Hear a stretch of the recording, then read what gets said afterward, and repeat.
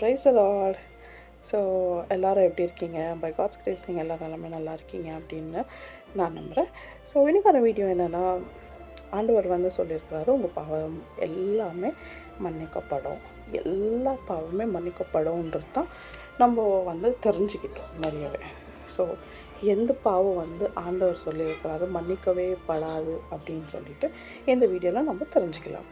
So எந்த பாவம் மன்னிக்கப்படாது அப்படின்னா, ஆண்டவருக்கு வந்து ஆவியானவரை தூஷணமாய் பேசுவதும் அசட்டை பண்ணுவதும் ஆவியானவருக்குள்ள நிரம்பினவர்களை தப்பாக பேசுவதும் ஆண்டவருக்கு பிடிக்கவே பிடிக்காது. ஸோ இதுக்கான விஷயம் மன்னிப்பாரா அப்படின்ற ஒரு கேள்வி வந்தால் ஆண்டவர் மன்னிக்கவே மாட்டார்.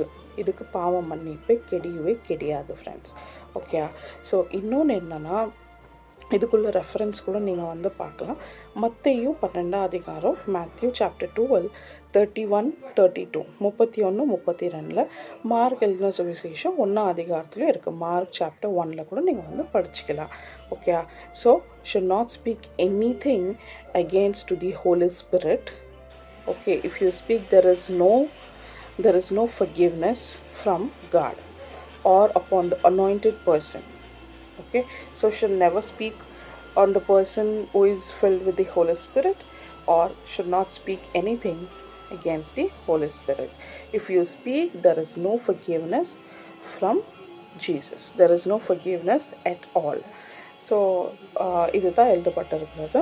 ஸோ நம்ம வந்து அதை மனதில் வச்சு பயத்தோடு நடக்க நம்ம வந்து கற்றுக்கொள்ளலாம் ஃப்ரெண்ட்ஸ். ஓகேவா?